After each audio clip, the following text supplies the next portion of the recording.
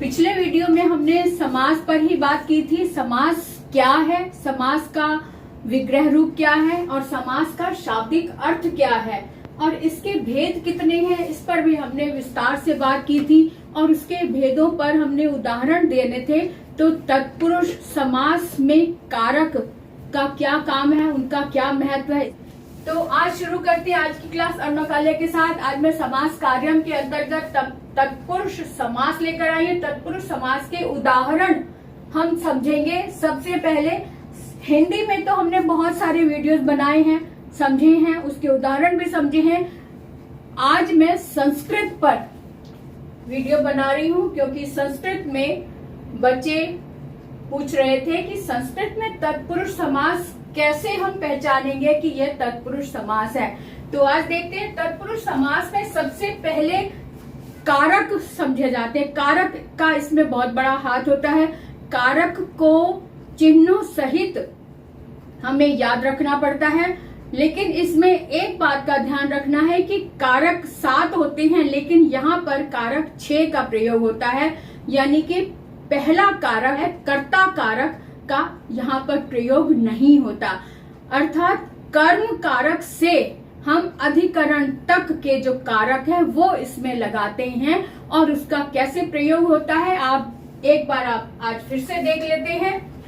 द्वितीय विभक्ति के साथ में कर्म कारक आता है, द्वितीय विभक्ति है और दूसरा ही कारक हमारे पास कर्म होता है तो कर्म कारक। तृतीय में करण कारक होता है, चतुर्थी विभक्ति के साथ में संप्रदान होता है और पंचमी विभक्ति में अपादान होता है, षष्ठी विभक्ति में संबंध और सप्तमी विभक्ति में अधिकरण कारक का प्रयोग होता है।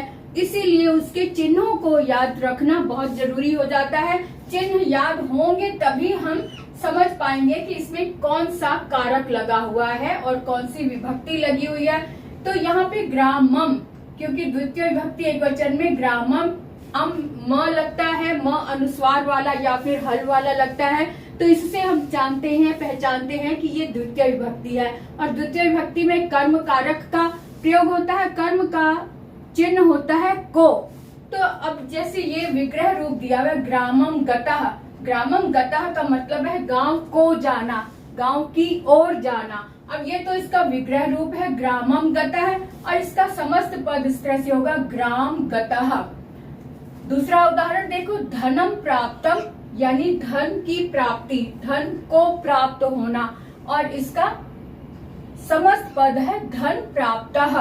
इसी तरह से अब जैसे अगर धन प्राप्त, अगर हमें ये पता चल गया कि इसमें ये द्वितीय विभक्ति है, द्वितीय विभक्ति होने के कारण ये कर्म कारक है, कर्म कारक का अगर हमें पता चल गया तो हम इसको नाम देंगे कर्म तत्पुरुष। हम इस समास को नाम देंगे कर्म तत्पुरुष समास। इसलिए इसके कारक को हमें याद रखना जरूरी है। अब देखो तृतीय विभक्ति में ये लगा ईश्वरेण दत्ता, ईश्वरेण में तृतीय विभक्ति लगी है। इससे हमने जाना कि ईश्वर के द्वारा दिया गया, ईश्वर के द्वारा प्राप्त या दिया गया। और ये तो हो गया इसका विग्रह रूप और ये है ईश्वर दत्ता यानी ये समस्त पद है। अब दूसरा उदाहरण विद्या हीना यानी विद्या के बिना, विद्या से हीन और इसका समस्त रूप है विद्याहीन। और इसमें क्योंकि करण कारक तृतीय विभक्ति है तो तृतीय में करण का चिन्ह होता है से या के द्वारा। अब यहाँ ईश्वर से प्राप्त या ईश्वर के द्वारा दिया गया तो यानी कि यहाँ पे तृतीय विभक्ति है यानी करण कारक है, इसलिए हम कहेंगे करण तत्पुरुष समास है। इस लाइन में हम करण तत्पुरुष समास को हम लेंगे।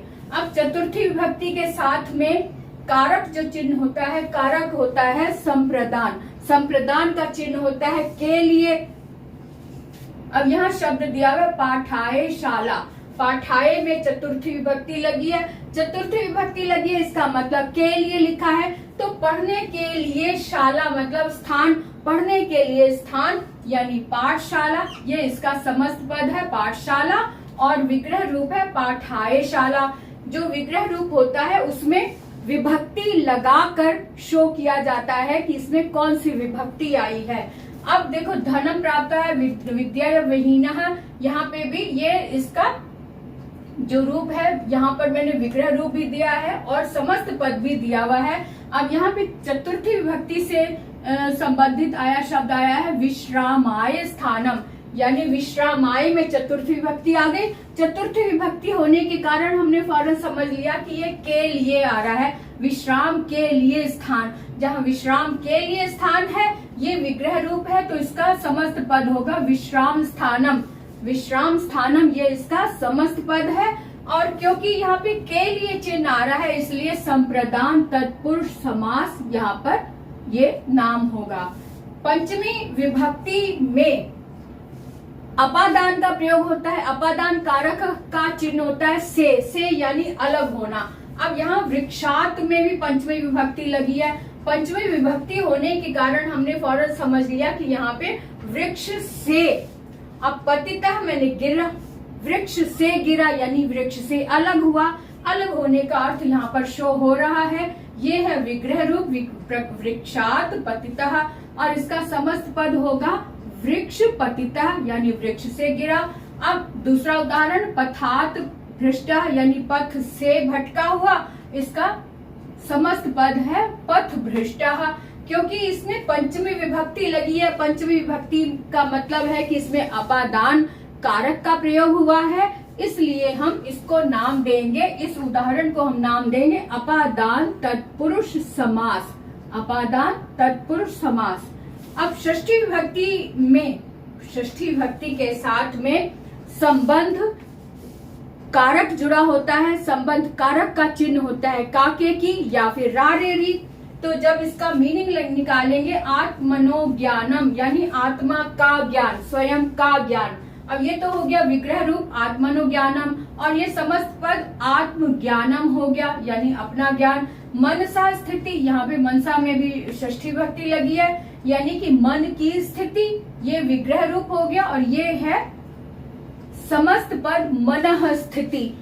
इस तरह से विसर्ग भी लग सकता है, अगर विसर्ग ना लगाए तो मनोस्थिति ये शब्द आ जाता है, मनोस्थिति भी आ जाता है, क्योंकि जब विसर्ग को हटाते हैं तो इस तरह से भी बन जाता है। तो मनः स्थिति या फिर मनोस्थिति, और यहाँ पर इस उदाहरण को हम नाम देंगे संबंध तत्पुरुष समास।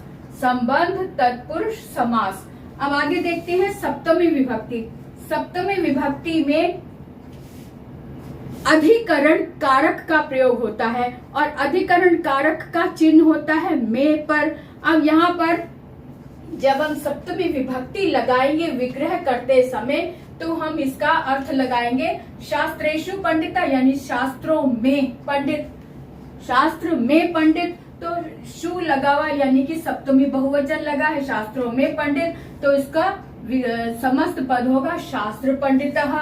अब इसी तरह से एक और उदाहरण व्यापारे पटु यानी व्यापार में पटु, जिसको व्यापार की पूरी समझ हो, व्यापार में पटु। यहाँ पे व्यापारे में सप्तमी विभक्ति लगी है, तो व्यापार में पटु, और इसका समस्त पद होगा व्यापार पटु।